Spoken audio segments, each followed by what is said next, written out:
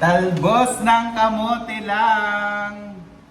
Sobrang mahal na ng mga bilihin kaya talbos na ng kamote mga kabukal. Ulam. Higing kambing na ako ito kakain ng ganito. Tsaka at least healthy, di ba? Yan ang the best mga kabukal ko. Kaya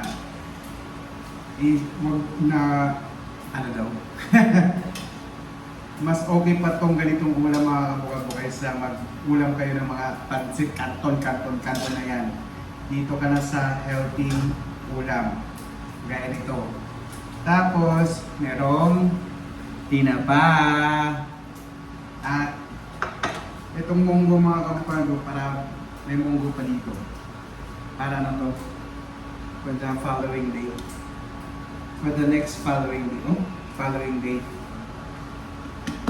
Yummy, may tummy.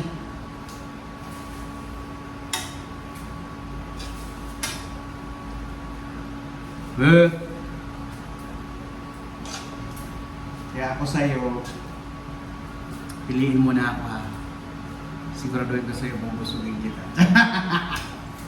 Eh, ganun talaga.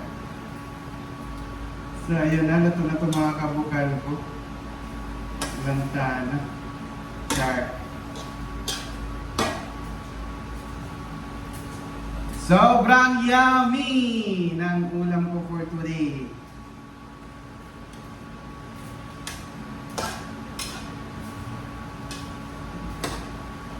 ₱40 ito mga kabukal mo. Ganito lang kadami.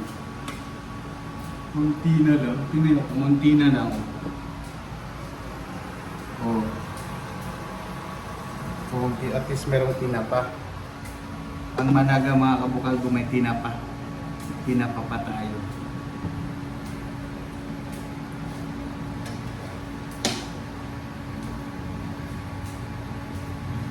Ayan na, luto na. Pwede na ito. Lipat na natin.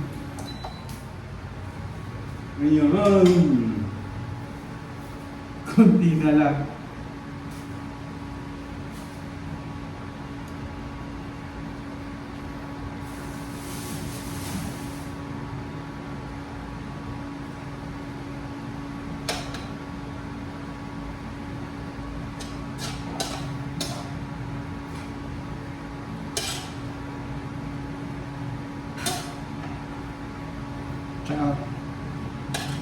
Oh, diba?